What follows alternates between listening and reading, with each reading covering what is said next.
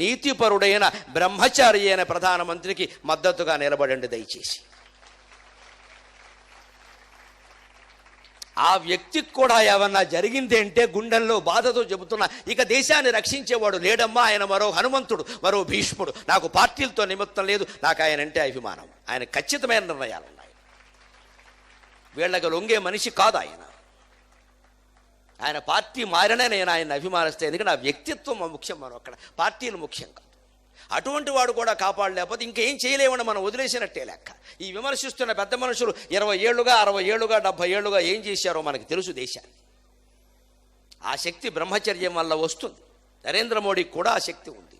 హనుమంతుడికి అతను ఆరాధకుడు. అందుకే ఎక్కడికి వెళ్ళి ఏ దేశానికి వెళ్ళినా ఆ దేశం వాళ్ళకి భగవద్గీత బహుమతి ఇస్తున్నాడమ్మా, దేశం పరువు నిలబడే విధంగా.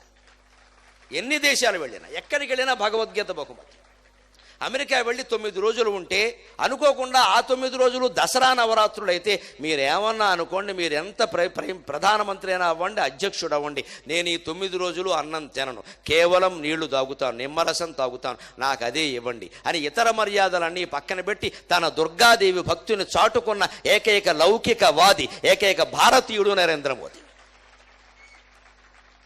హిందువై పుట్టడం పాపమైపోయిందండి ఈ దేశంలో. మిగిలిన మతాల వాళ్ళందరూ లౌకికవాదులే, హిందువులు ఒక్కళ్లే మతతత్వం మూర్తీభవించిన వాళ్ళు. హిందువులకి ఈ దేశంలో కూడా గౌరవం దక్కకపోతే విదేశాల్లో ఎక్కడి నుంచి దక్కుతుందండి? రామాయణం చదివినవాడు, సుందరకాండ చదివినవాడు, హనుమంతుడిని ప్రేరణగా తీసుకున్నవాడు. కాబట్టే ఉగ్రవాదుల పట్ల ఎలా ఉండాలో అలాగే ఖచ్చితంగా చెబుతున్నాడు. నిన్న కూడా చెప్పాడు, నట్లు బోల్ట్లు బిగుస్తున్నాయి, అందుకే జరుగుతోంది, కంగారు పడకండి అన్నాడు.